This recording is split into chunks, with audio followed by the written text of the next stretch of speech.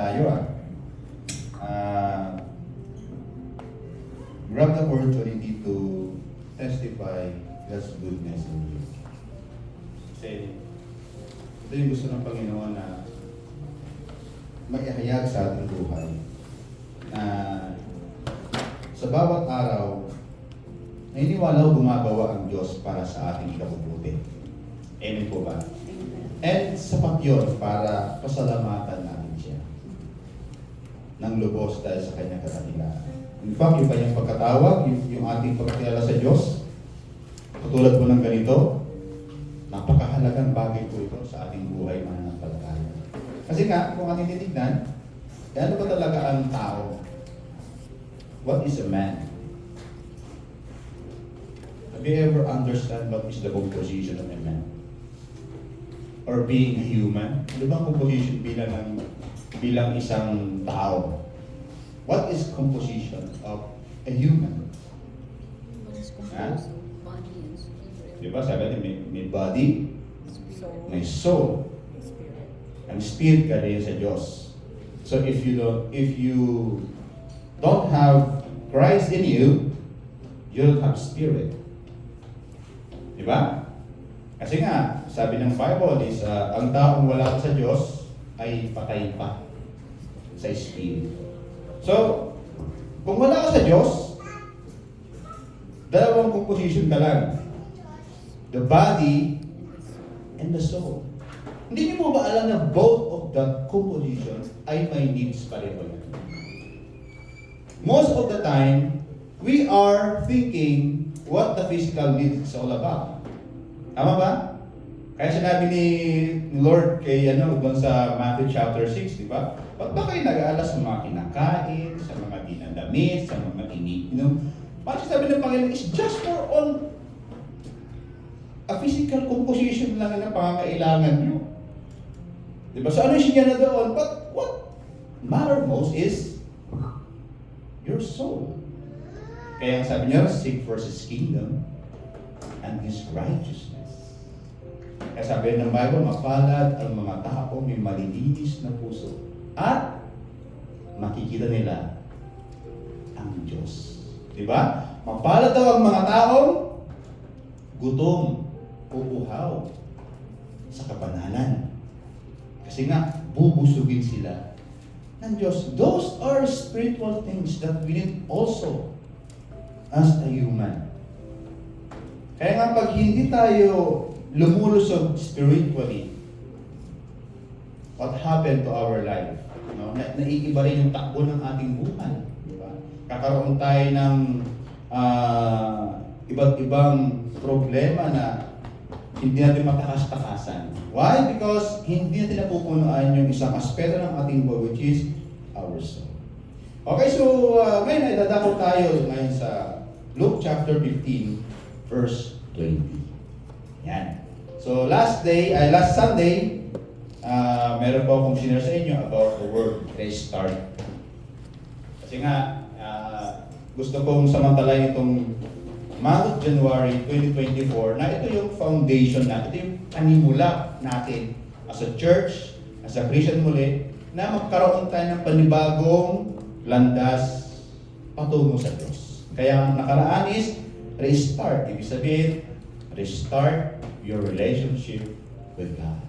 Diba? From time to time, we need to restart. And ganyan naman, I want to share with you the word recapture. Ayan. Sabihin nyo nga, recapture. Recapture. Mas malasang konti, recapture. Recapture. Ayan. Alam niyo po ba may kwento po ang Baguio, mga before 1901. Nakugpog po yan ng mga Japanese. Kaya most of the names in Baguio City is pinangalan doon sa mga generals, kagaya po ng Cannon Road. Ayan. Yung Marcos Highway, later na lang yan, si Marcos talaga nagpagawa. Pero the oldest road going up to Baguio is the Cannon Road. Kaya nga may Camp 1, Camp 2, Camp 3, Camp 4, hanggang Camp 8 yun. Kasi yun po yung ruta ni Sergeant Cannon. Yan, yung apelido kasi. Na nagawa yung Cannon Road So una, may Camp 1, tapos ginawa ulit, nung medyo nakalay, naging Camp 2, Camp 3, Camp 4, hanggang naging Camp 8. At dahil dyan is nakugkob po sila ng mga Hapon during that time. Si Yamashita. In fact, sa Baguio po sumuko si Yamashita. Kaya nga sa Baguio, di ba, balita, napakaraming Yamashita's treasure. Sino nakapanood na ng Dalihim ng Golden Buddha? Ha? Sino nakapanood na? No? Si Giston, alam mo yun, di ba? Tama mo ba? Ayan, yung mga bago ba? Mga 90s movies lang yun, di ba? Alam niyo po ba na ang Golden Buddha ay pito yan? One of the miners that I've talked in Baguio City, sinabi sa akin, alam mo, Pastor, yung Yamashita na yan, pito yan. At dinalaw lahat daw ng yung pito na yan, lahat daw ay kinuha ng mga Amerikano. Kaya nga during that time, mayaman ng Pilipinas because yung gold ni Yamashita na sa atin. But dahil nga po, kailangan i-recapture ang Baguio sa tulong din po ng mga Americans, no? The bloodiest fight is in Halsima, part of the Benguet, yung the bloodiest part of the history, na maraming tumanap ang dugo talaga. Kaya sabi nga ng mga sabi nga ni MacArthur, matapang daw talaga ang mga Cordillera people because I see them with their G-string with their pistol in their side. Yung mga Amerikano nakatanggi yan, pero yung mga Cordillera people, naka-G-string. Alam mo yung G-string? Yung bahag. Pero may pistol sa gilid. Di ba? Kaya nga sa panagbing, pag sumasayaw yung mga yung mga Cordillera, ang tawag namin, puwet malu. Kasi talaga lumalabas talaga yung puwet, di ba? Kaya nga sabi nila, sumuko siya Yamashita dahil nga doon nga, itong mga ating mga kaubahan ng Cordillera people, they really pinagtanggol talaga nila yung lugar. So ang tawag dyan, na-recapture ulit yung lugar. Diba? Kumbaga, dating sa atin, may kumugtog na bago, then kinuha ulit. Yan. Kaya most of the parts in Baguio City ay ipinangalan doon sa mga sundalong Amerikano na tumulong para sakupin muli at ibigay sa ating mga kaubayang mga Cordillera people. Kaya may Bornham Park, may Wright Park, yan. So tribute sa kanila yon. Okay? So the same with us naman, bilang mga Kristiyano, we need to recapture something in our life. At matututunan natin yan sa magitan po ng Luke chapters 15, verse 17 and 20. So basahin po natin. Sabi doon, when he came to his senses, he said, "How many of my father's hired men have food to spare? And here I am, starving to death." In verse 18, "I will set out and go back to my father and say to him, Father, I have sinned against heaven and against you. I am no longer worthy to be called your son. Make me one of your hired men." So he got up and went to his father. Lord, we thank you sa kabutihan niyo po sa buhay po namin. Nawaan yung salita, patuloy pong mamuhay sa buhay po namin, mamusap sa aming mga sarili. Makita, Lord, ang karunungan upang, Lord, patuloy po na masundan po namin ang leading at kalooban niyo po sa aming mga buhay sa hapon ito. Salamat po sa pangalan ni Jesus. Amen and amen. In fact, we know the story. Di ba? Alam natin yung kwento ng the prodigal son. Ito po talaga yun. Pero bago dumating po yung prodigal son, in verse 15, tatlo po kasi yung lost na describe dito. Ano yung una? The lost sheep, the lost coin, and the lost son. So, doon sa the lost son, ito lang yung sabing bumalik. Yung dalawa, hinanap. Kasi hindi talaga makakabalik yun. Nawala yung coin. Hindi talaga makakabalik yun. Di ba? Nawala yung sheep.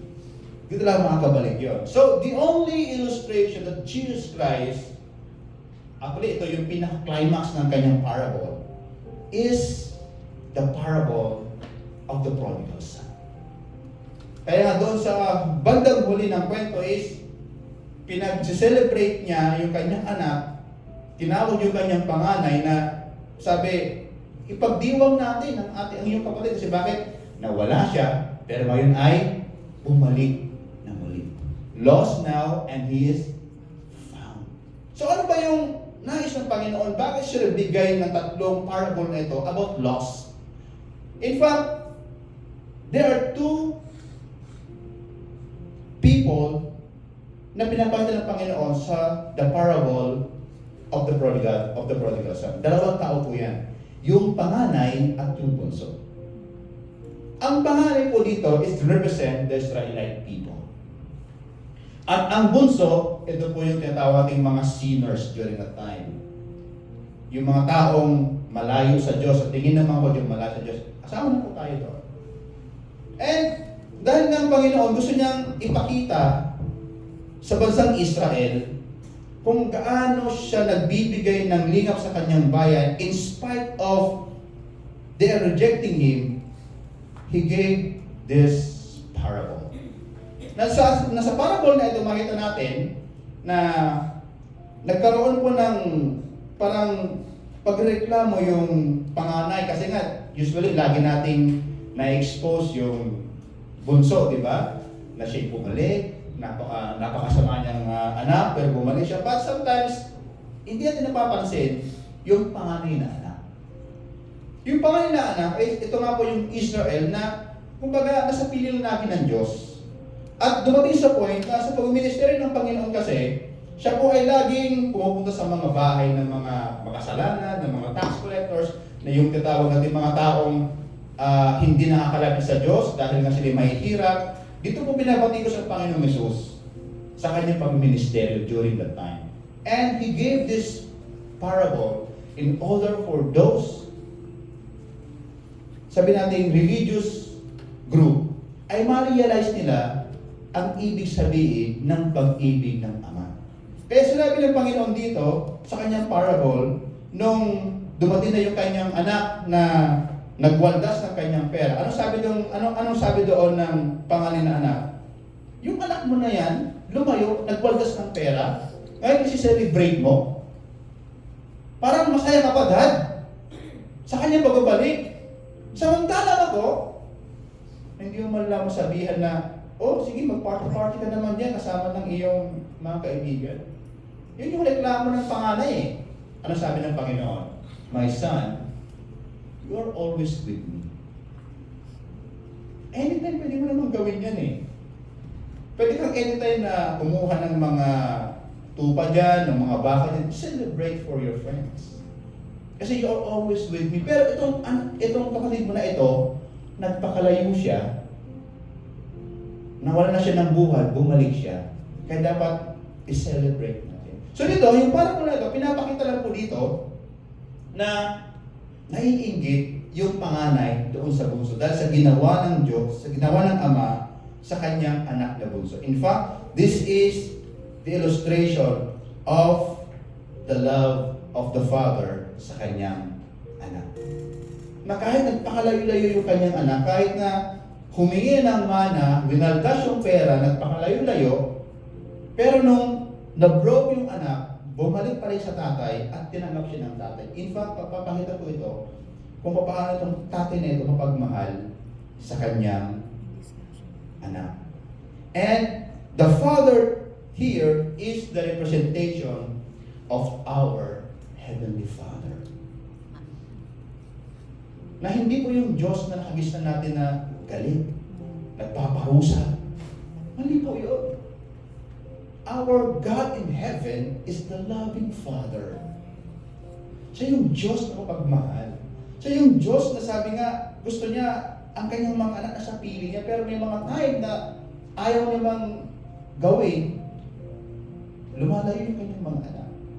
Pero sinasabi lang ito, yung pagmamahal ng Ama sa kanyang anak. So recapturing the heart of the loving Father. Kaya sabi dito ng Bible sa verse 1, sa verse 17, sabi na, when he came to his senses.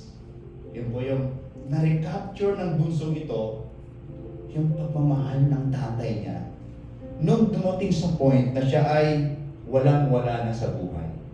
Nung dumating sa point na, kumbaga yung buhay niya, ay sabihin natin yung word na naging mas pobre pa siya sa daga. Totoo yun, yung kwento na ito. Kumbaga naging isa siyang prinsipe, pero naging na-bankrupt siya, naghihirap talaga siya, at naging dukha po siya. At sa kanyang pagiging dukha, doon niya po naalala, he recaptured the love of his father. Kaya ang sabi rito, sabi niya ganyan, how many of my father's hired men have food to spare?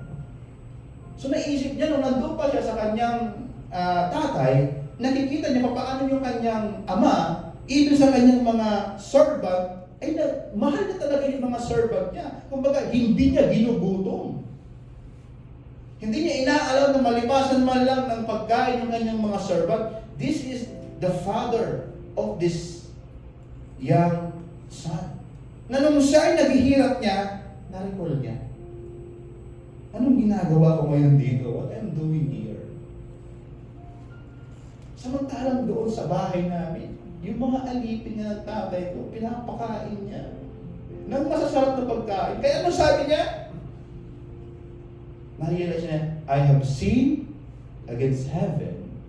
Sabi niya, pag uwi niya, parang, ini-imagine ko rito, habang siya, di ba sabi niya, halos kumakain siya ng pagkain ng baboy. So parang, ini-imagine ko na, nire-rehearse niya yung kanyang sarili na, Lord, I am sinned against heaven and against you. Parang ito sabi ng tatay ko, na, Father, I've sinned against heaven and against you. Ito yung gusto niya sabihin eh, from now on, in fact, hindi niya na pwedeng tawagin Father eh. From now on, sabi niya ganyan, huwag mo na akong tawagin anak. Tawagin mo na ako, o ituring mo na ako isang alipin mo. Bakit nag-decide itong anak na ito na gano'n na lang yung maging tingin niya sa kanyang sarili, sa kanyang tatay? Isa lang po yun, ang pagpaalala sa kanya. He recaptured the love of his father. Hindi ko na kailangan maging anak, maging alipin na lang, kumbaga sapat na yun. Basta at least, nasa piling ako ng aking ama. That's already enough for me to become his servant. But we know the story, di ba? We know the story. Sabi ng Bible, malayo pa lang siya. The father saw him. And the father won. And imagine, no? Yung tatay, dissenting, maybe, madaming pabango yan kasi nga, is like a king. Bagay yung damit, mabango lahat. Tumakbo siya. Tapos niyakap yung kanyang anak na galing sa babuyan. Tatry niyo bang yumakap ng gano'n? Di ba? Yumakap diba kayo ng mga kaibigan, ng mga anak nyo, ng mga galing sa labas, di ba? Pawis na pawis, niyakap mo. Nung niyakap mo, hindi mo talaga matiis yung amoy, di ba? Nababahin ka. Pero ito yung tatay, no? Yung kanyang pagmamahal ay hindi uubra yung amoy ng anak sa kanyang pagmamahal. Niyakap niya. At ano yung sabi ng Bible? Quick! Sabi niya ganyan sa kanyang servant. Get the robe. Hindi mo na pinaligo, no? Paliguan mo na yan, no? Hindi, kailangan may robe agad. Bakit? Ba't nagmamadali na ilagay ang robe? Kasi nga, during that time is, itong anak na ito ay dapat na itong patayin. Stone to death na siya. Kasi bakit? Nag-rebelde siya sa kanyang tatay. Di ba? Mayroon sa Bible, especially the Israelites, na yung mga suwail na anak, ano yung parusa? Babatuhin ng buhay. Ito yung mangyayari sa kanya. Pag nakita siya ng komunidad, ito na yung anak na suwail. Punta ka ng mga bato. Kaya yung tatay, tumakbo siya ng mabilis. At niyakap niya. At ang una niyang utos, kunin ang robe. Because robe is symbol of authority. So mali yung iniisip ng anak na maging hard man na lang siya. Ibig sabihin, this son learned the important lesson of his life. Ano yun? Yung pagmamahal ng kanyang sa kanyang buhay. So recapturing the heart of the loving father. From time to time, mga kapatid, we need to recapture kung gaano ka mahal ng Diyos. Minsan, sa gitna ng ating mga problema sa buhay, pinagdaanan, no? Mga mga sabi natin, mga dark past life. It's better for us to recapture. Lord, kahit natin ito yung naging past ko, alam ko, mahal na mahal mo pa rin ako. Amen ba? Amen. Hindi pwedeng diktahan yung mga kahinaan ko, yung mga past ko, yung mga madaling kong nakaraan ng pagmamahal mo. You still love me. The same with the prodigals. Galing sa baboyan, ang baho-baho, but the Father is niyakap po siya. So nais ko pong share sa inyo about recapturing the heart of the loving Father, claiming to what is lost. May nawala. So ways to recapture the heart of our loving Father. As a Christian, God's love should be our greatest anchor in Christian walk. Amen po ba? Bilang isang Christian, ito dapat yung nagbibigay sa atin, pag sinabi mo kasing anchor, di ba yung barko, pag nasa gilid yan, ano yung binababa sa kanya? Ano yung purpose ng anchor? Stability. Kahit siya ay maalon, malakas ang alon, hindi umaalis doon yun. Anchor kasi yun eh. May anchor sa ilalim. Na pumipigil sa kanya para hindi siya lubusang palayuin or ilayo ng alon or pataubin ng alon or ano mang mangyari sa barko yan. That's the anchor. And as a Christian, this should be our anchor, the love of God.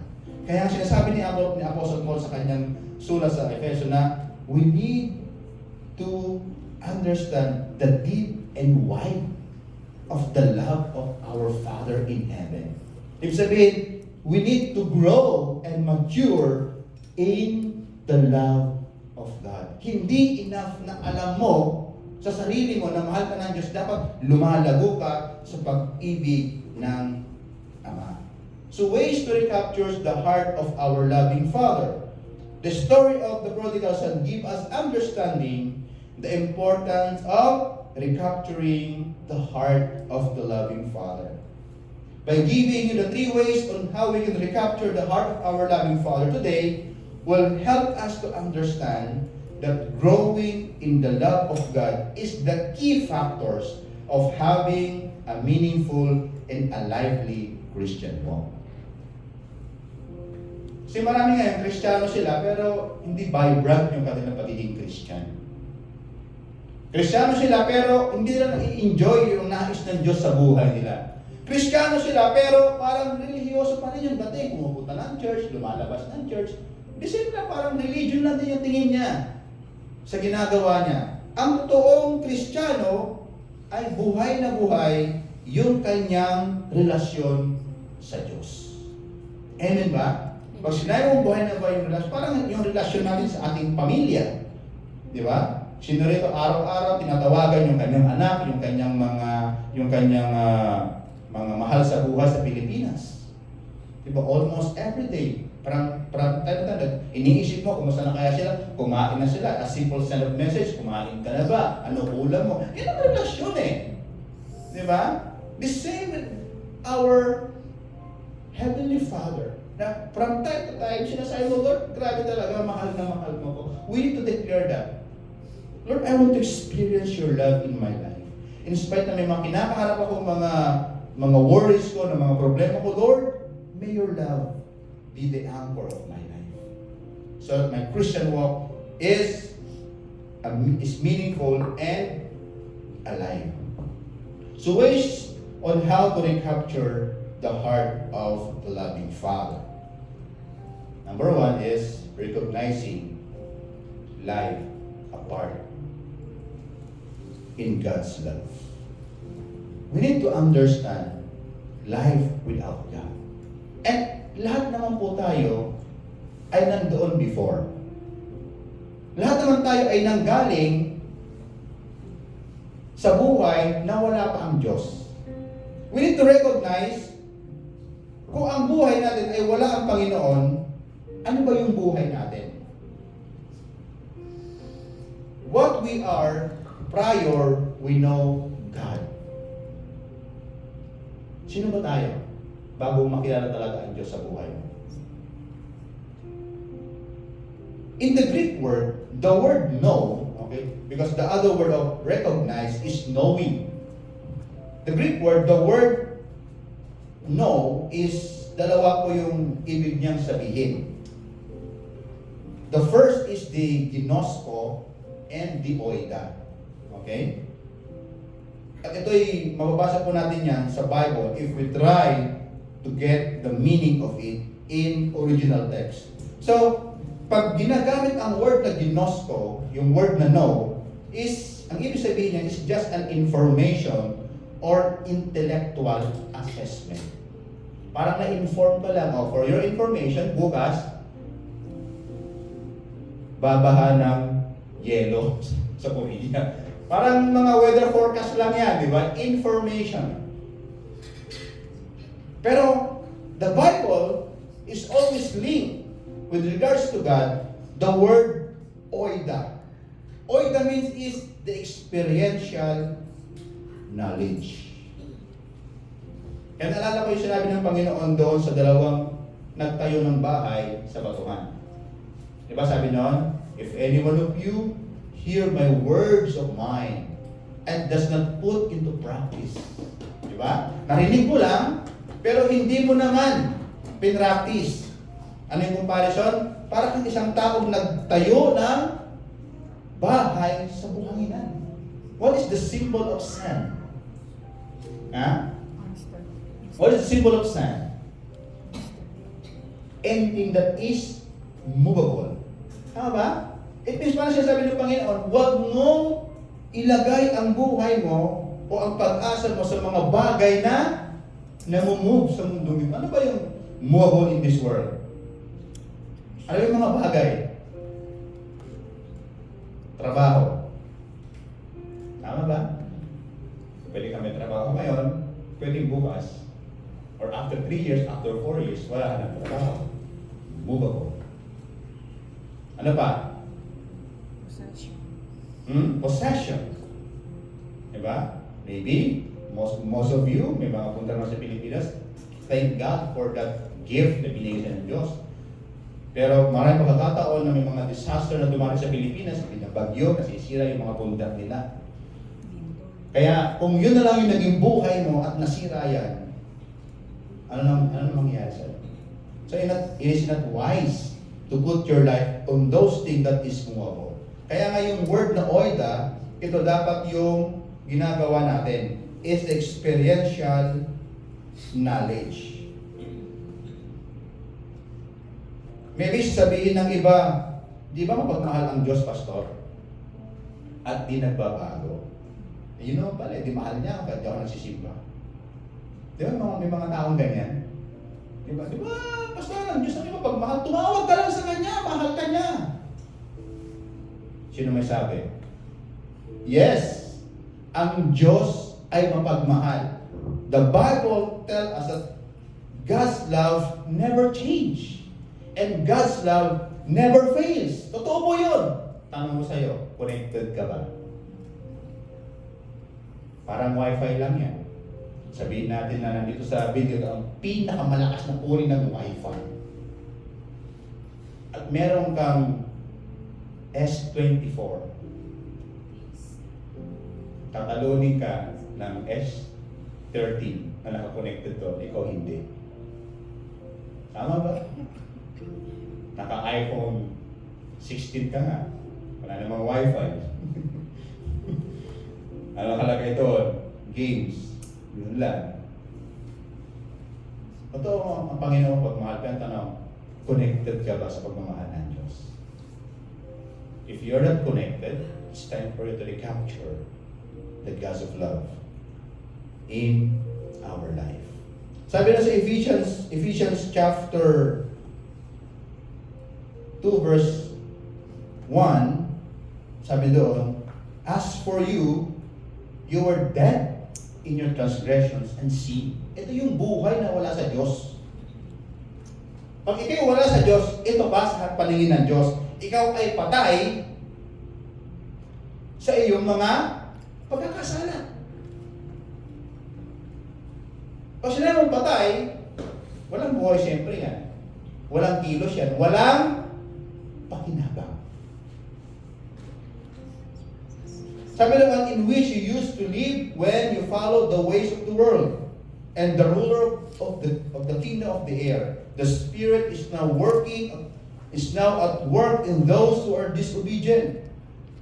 All of us also live among them at one time, gratifying and craving of our sinful nature and following the desires and thoughts. Like the rest, we were by nature objects of wrath.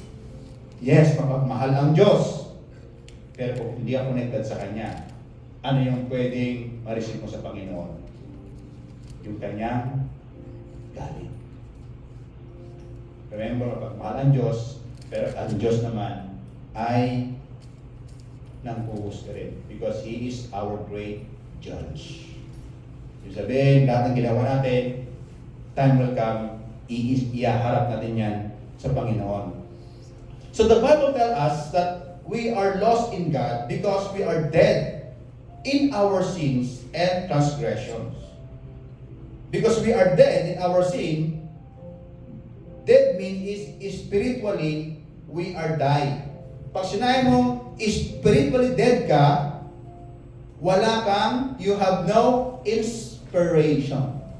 You have no motivation or drive in doing the will of God.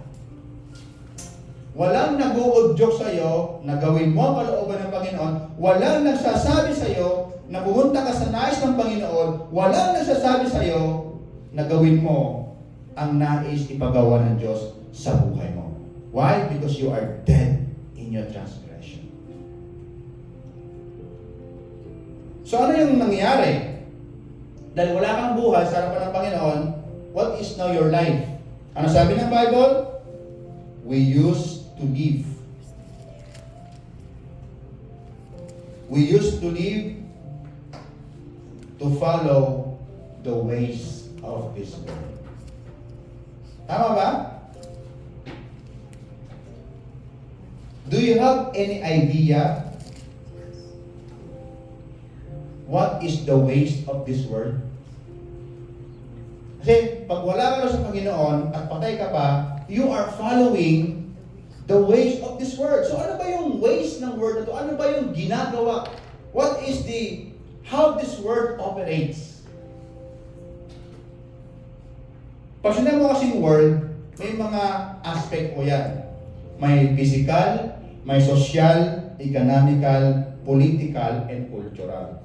Physical na lang tayo in a worldly perspective. Di ba pag physical, gusto natin yung mga maganda. Ano ba yung maganda sa atin mga Pilipino? Matangos ang ilong, di ba? Maputi, glassy skin, di ba? Yan yung beauty sa atin, di ba? Yan yung kagandahan sa atin eh. That's how the world shape us in terms of beauty. Kaya kung nakita ang sart ng ilong, kurot ang buhok, nagtatawanan mo. Kasi nga, for you, that's not beauty.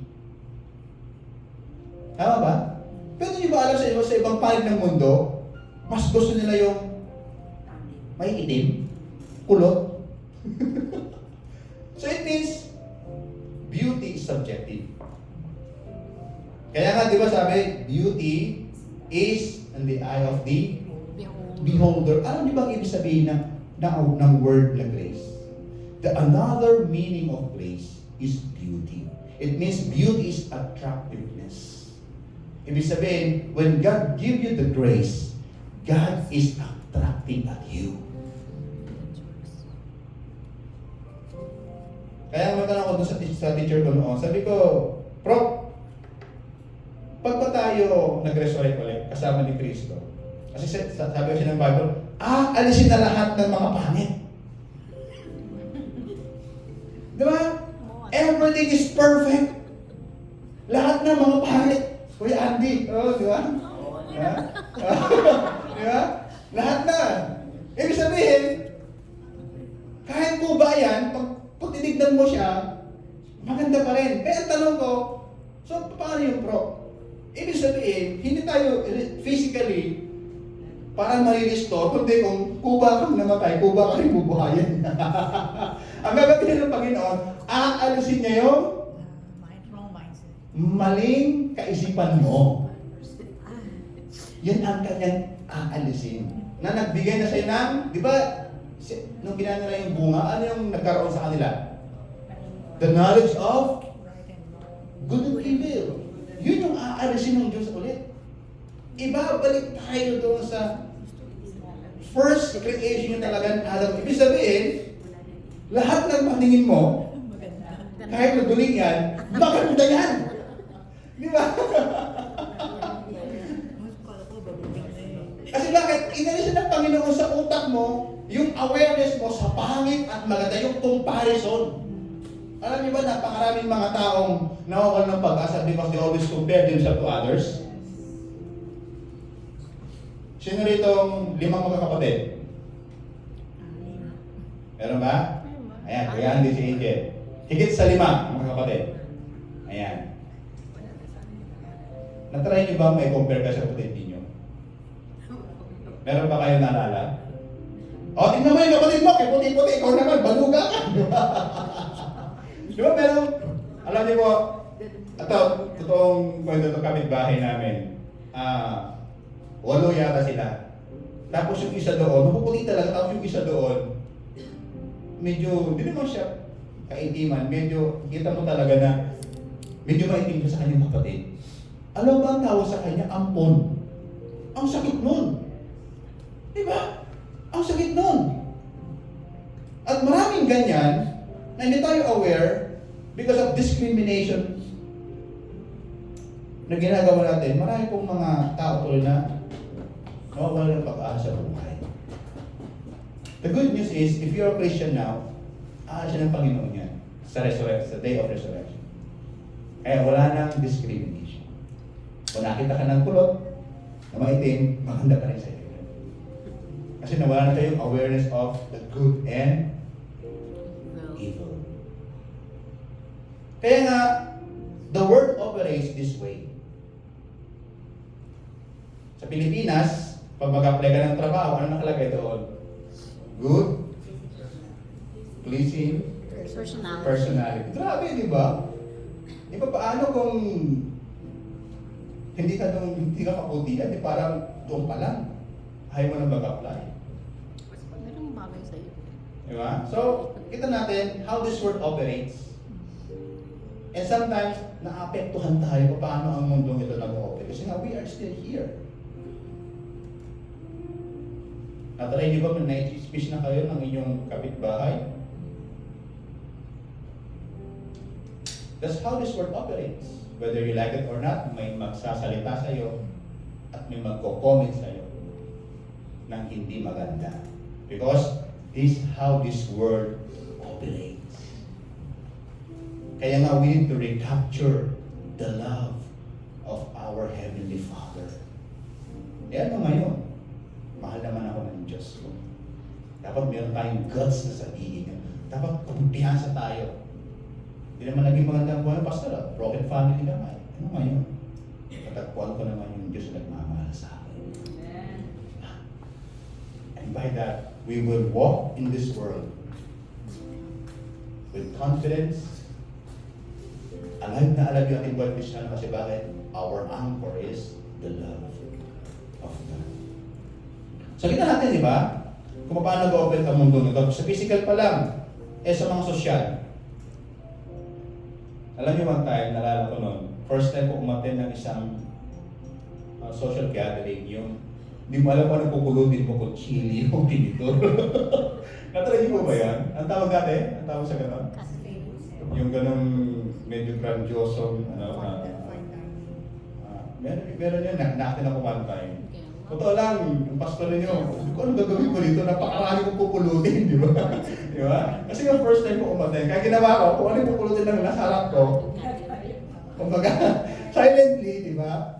At saka doon, hindi agad nilalagay yung meal. Soup muna. Di ba? Meron mo lang. Kasi tayo pag sa karinderya kasi, 2 rice at 1 ulam, di ba? Agad tayo, di ba? Kain na yan, di ba? Ganda yun, di ba? Yung mga Hindrichki, di ba? Ganun lang yun, di ba? Pero pag medyo napunta ka sa mga high level, hindi ganon, di ba? May iba mo nang sinuserve bago yung talagang Main dish. main dish, di ba? Meron mo nang soup, di ba? Doon pala sa soup, meron palang particular na kutsara doon, hindi mo pwede kukunin mo doon, di ba? So ako naman, nakikiramdam lang, yun pala yung kutsara doon, di ba? At may tamang, hindi po yung pagbigay sa inyo ng soup, ihigupin nyo agad. Hindi po ganito. Uy, soup ka! Pare, di ba? Ihigupin, pampihira, parang kitang-kita na. Ay, parang galing to sa sa release ng bread. Di ba? Tsaka yung soup nila, may tawag pang-scoop. Yes, exactly. Malabas. Iinumin mo na lang, may tama pang, siyempre ako, gutom na ako. Sabi, gusto ko nang hawakin yung manok ko naman, iinumin ko na. Diba? So, that's how this world operates. And, minsan, pag medyo hindi tayo doon sa nasa level na yun, minsan na-discriminate tayo, di ba? Ako nung bata ko, madalas ako na-discriminate tayo, pag sinabi niya, mga magulang mo nga, iwa-iwalay. Broken family ka, bro. Pero may nabubuli ako na talaga, grabe. Lumaki ako na talagang basag na basag yung puso ko sa akin. Kasi nga, lagi yung sinasabi sa akin, wala kang mga magulang hindi na ganun ka. Ang sakit nun. But that's how this world operates. Whether we like it or not. Kaya yung mga minsan, yung mga mayayaman, di ba tingnan nyo yung mga mayayaman, sila na yung mga nag-aasawahan. Tama? Sa Korea, meron isang nabasa ko, ewan ko lang kung totoo, isang napakayaman. Kasi meron daw parang 5 families here in Korea na mayaman talaga. At yung isa raw doon na babae, ang nag-reveal siya ng kanyang mga pangasawa, yung kanyang bodyguard. Tama ba? Samsung, di ba? Tama yun, no? Tama ko. Tama yung balita ko. Di ba? Di ba? Ano yung reaction ng mga tao? What? Come on! Di ba? Baliw ka ba? Parang gano'n, di ba? Okay ka lang, hello? That's how this world operates. Kapag mayaman sila, mababa, hindi ka pwedeng pumunta doon. Yeah? Sa mga movie, maraming ganyan, di ba? Sa pelikula, may inaalila, may mayaman, may inaalila. Inaapi, tapos yung inaapi, may nagyayaman, ending na yung story. So this is how this world operates. Kaya nga sabi ng Bible, nung wala pa tayo sa Diyos, di ba ganoon din naman tayo? Kung magbata tayo ng mga tao, alam mo naman. Kung tumingin tayo, kung magpuna tayo minsan ng mga tao. No? Kala mo lang, maganda at pupogi natin, di ba? Kung makapagsalita rin tayo minsan. That's how the pattern of this world. Kaya nasabi ng Bible, pero dapat, pag kayo na sa Diyos na, iba na dapat ang takbo ng buhay. Amen ba? Dapat meron ng pagbabago. So nakita natin, paano ang mundo tumatakbo without the Lord.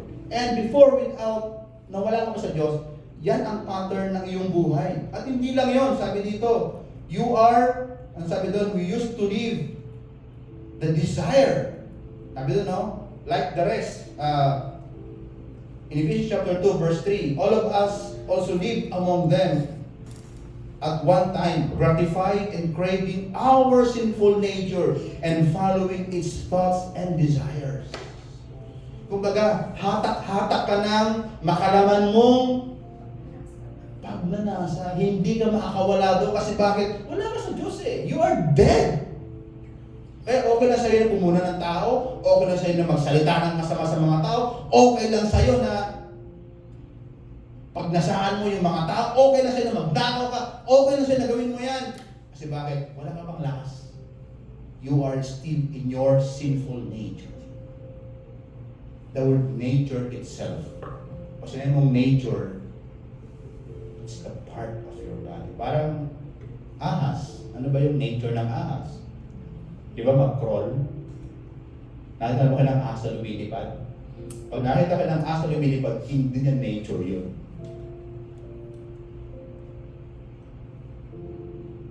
and the nature of the sinful nature. Like the rest, sabi doon, we were by nature object of wrath. Kaya pag disconnected ka sa pag-ibig ng Panginoon, ano yung pwede mong mapala? Or the consequence of being disconnected in God's love is the wrath of God. Ang galit ng Diyos. Kaya nga, bilang mga anak ng Panginoon, dapat unti-unti na tayong nakakalagpas sa ganitong kondisyon ng mundo. We will overcome this world little by little. And the way we operate also our lives is different on how this world operates. Ako po, lang napakarami kong natutunan ngayon sa bansang ito. Especially in dealing with the people of this. Ang dami ko mga real sa sarili ko. Okay, I need to do this. I need to remind myself that I am here because God put me here. So I need to change the way I think, the way I feel, and the way I see. Kasi kung di ko gagawin yun, sabi ko, Lord, walang mangyayari sa buhay ko. So I need to do this. And by the grace of God, unti-unti ko po natutunan na magbago na ayos sa kalooban ng Panginoon. The second is, in order for us to recapture the love of God in our life, is realizing deeply the love of God. Sabi doon sa Luke chapter 15 verse 17, when he came to his senses, nang sa Tagalog, nang napagtanto niya, ay salamat naman, napagtanto niya rin na sumunod sa kalooban ng Diyos. Ay salamat naman, napagtanto niya rin na gawin ang nais ng Diyos. Ay salamat naman, napagtanto niya rin na tama palang manalangin. No? And he came to his senses. Ibig sabihin, nagkaroon siya ng comparison. Dati nung nasa bahay ako, ang ganda ng buhay ko, but ano nangyari sa akin? Na-realize niya, iba pa rin talaga yung pagmamahal ng tatay ko sa situation. I understand this younger son, understand that in spite of he recalled the love of his father in times of his desperation, destitute, and disillusion. Naalala niya ang pagmamahal ng Diyos ng tatay niya sa kanya. Bakit niya naalala? What do you think? Bakit ka ba naalala yung kanyang tatay? Nahirapan na siya. Kasi bakit? Hirap na siya. May ginawa ang tatay niya sa buhay niya na hindi niya pwedeng makalimutan. Ano yun? Isa lang, yung pagmamahal niya. Kaya yun yung naalala, yun yung nabuhay sa kanyang puso. Teka lang, mahal pala ako ng tatay ko. Di ba? Kaya from now on, sabi niya, ayoko na maging anak niya. Babalik ako bilang isang servant na lang. Ang servant ko, walang tsinelas. Iba yung damit ng servant during that time. Pinili niya na maging servant, huwag na maging anak. Kasi na-realize niya, kasi bakit? Kasi servant doon nga, ang tatay ko, binamahal niya. Yun na lang yung parang sinasabi ng anak niya to Lord, parang yun na lang yung maging buhay ko, maging servant na lang. Kasi bakit? Mararamdaman ko ba naman yung love ng aking father? Di ba? He recaptured deeply the love of God, the love of his father sa buhay. Kailan niya naramdaman yon? Nung panahon na siya ay walang-wala na sa buhay. Nung corner na siya, nung wala na siyang mapupuntahan, doon niya naalala. Kaya minsan, pag may mga dumadaan sa buhay natin na parang pinipiga tayo ng sitwasyon, maybe God is reminding you how He loves you. Amen ba? Maybe, niremit ang Panginoon, anak, mahal kita. Kahit may problema ka, kahit feel mo walang-wala ka na, you know what? I love you. I don't care kung ano yung sitwasyon mo, mahal kita.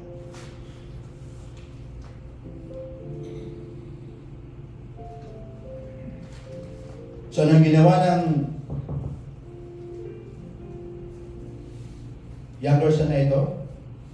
He braced himself, he stand up, and from the place na kung saan nahihirapan siya, gumawa siya ng paraan. Kumbaga may action siya. At pumunta siya doon sa kanyang tatay. That is the symbol of the true repentance. Kung totoong nagsisisi ka na sa Diyos, aalis ka mula dito, patungo dito. That's the meaning of repentance. Kasi ang meaning ng repentance, ang ibig sabihin po ng repent, ay ano? Ha? Not going back. The Greek word metanoia. Not going back again. From the word metamorphosis. Change of mind. Change your mind. From here to here. Pagbabago ng isip. Change your Mula sa pagiging makasalanan ka, magbabago ka na hindi ka na magiging makasalanan, gagawin mo ng kalooban ng Diyos. That's the meaning of repentance. Kaya ang illustration ng repentance ay parang yung butterfly. Diba? Mula sa caterpillar, naging bukod hanggang sa naging isang magandang bukod. That's the meaning of repentance. Pagbabago ng pag-iisip. Yun yung ginawa ng bunsong ito, na kapatid. Nagbago siya ng isip. Mula dito sa kanya bibilangan na kung saan mundo niyang masalimuot, puno-puno ng kasalanan. Hindi. Tumayo siya and bumalik siya sa kanyang tatay. Why? Because he realized deeply the love of his father.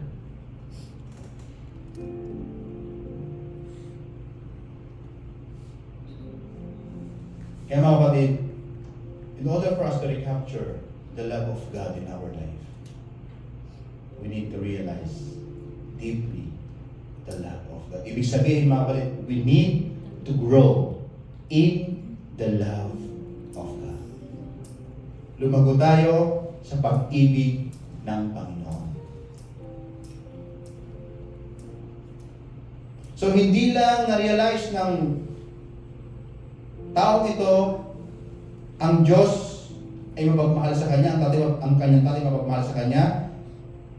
After na ma-realize niya yung pag-ibig ng tatay sa kanya, gumawa siya ng paraan. And this is the third. He responds or responding to God's love completely. After he realized na mahal siya ng Diyos, ano ginawa niya? He respond to God's love completely. Sabi doon, I will set out and go back to my father and say to him, Father, I have sinned against heaven and against you. I am no longer worthy to be called your son. Make me like one of your hired servant or hired men. So he got up and went to his father. After niya ma-realize sa kanyang sarili, ito sabi ko sa tatay, simula ngayon, nagkasala po ako sa langit at sa inyo. So ano yung ginawa niya? Paano siya nag-response? Number one is, he decided.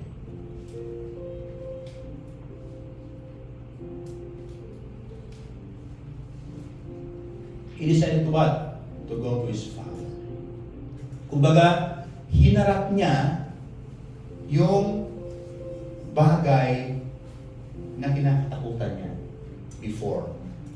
Kumbaga, hinarap niya yung kahihiyan na ginawa niya. Kaya maraming tao hindi maayos-ayos ang baga kasi bakit hindi nila minsan kayang harapin kung ano yung ginawa nila minsan hindi maayos sa Diyos. Escape ng escape. Talon ng talon. Kaya naayos ang buhay. But this man, yung kanyang katapangan, naging maganda. He stand up and he go to his father. Kung mga dinil niya yung kanyang sarili sa kanyang buhay.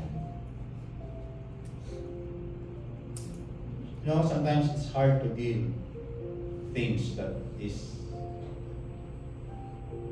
give us embarrassment. Halimbawa, may nakaaway ka, di ba? Tayo mga Pilipino, tayo humihingi ng tawad.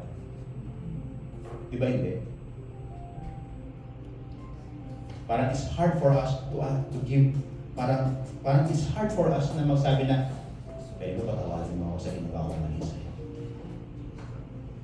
Para ba hirap na hirap tayo na i-deal yung ating sarili sa mga bagay na yan. Sa buhay mag-asawa minsan,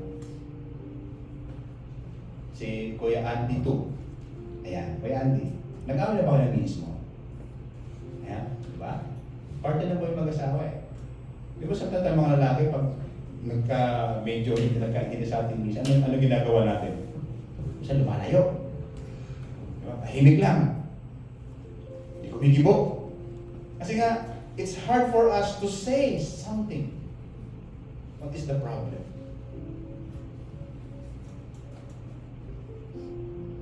It's natural for us sometimes. Pero alam niyo itong taong to, hinarap niya. Kumbaga, wala na siyang pakialam na sabihin sa kanya ng tao.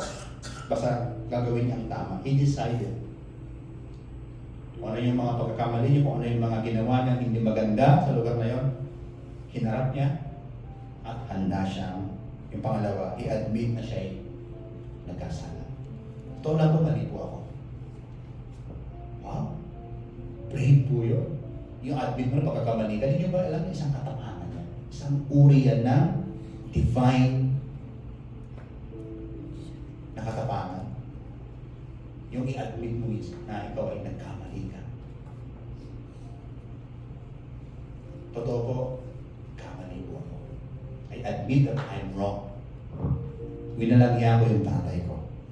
Nagkamali ako sa kanya, at nandito ako ngayon, humihingi ako ng kapatawaran. Pwede po ba? Patawarin niyo lang po ako. He deal his life concern. Mga kapatid, mahalaga po na i-deal po natin yun. Kaya kung meron pa tayong mga tao minsan na parang hindi pa tayo naging okay, i-deal po natin, harapin po natin ang may katapangan. Huwag tayo matakot. Kasi bakit? Tama ang gagawin mo. Kasi ang mga bagay na ito yung pang-apat. He decided, he admit his sin, he asked forgiveness, and the last is, he expressed a full humility. Kaya siya na-restore sa kanyang tatay. Kasi kung nagmatigas pa rin siya, hindi siya mag-restore sa kanyang father. Di ba? Kaya nga, he responded to God's love completely. Wala siyang takot na hinarap yung mga bagay na yan sa buhay niya. And because of that, he recaptured the heart of his loving Father. Do you want to recapture the heart of the loving Father in heaven right now sa buhay niyo? Gusto niyo bang ma-recapture ang pag-ibig ng Diyos? Na ibang level naman yung maramdaman mo ng pag-ibig ng Diyos sa buhay. Para yung buhay Kristyano is mas lalong masaya, masigla, gagamit-gamit. You want to recapture the heart of the Father in heaven? Gawin po natin tatlong bagay na ginawa ng prodigal son na ito. Ano yung unang ginawa niya? Naunawaan niya yung kanyang buhay nung wala ang Diyos sa kanya. Nung siya ay malayo sa kanyang tatay, naunawaan niya na hindi pala maganda na malayo ako sa aking tatay. At pangalawa, nung naunawaan niya, anong ginawa niya? When he came to his senses, ano sabi doon? He realized, grabe, Lord, kung wala pala ako sa iyo, ang buhay pala ay mapapaliwara. He realized deeply the love of God. And the last is, after he realized, he responded. That's the three ways of a biblical wisdom na share ko ngayon para ma-recapture natin ang pag-ibig ng Diyos sa atin. Mga kapatid, whatever our status right now, pag alam mo na mahal ka ng Diyos, you are secure. Amen? Para ba nawawala lahat ng mga problema sa buhay pag alam mo na mahal ka ng Diyos? Who cares? May problema ako, basta mahal ako ng Diyos. That's the very important. Let's pray. Hallelujah. Pwede bang itaas pa rin mga kamay bilang pag-response sa mensahe ng Panginoon? Taas po natin. Panginoon, we want to recap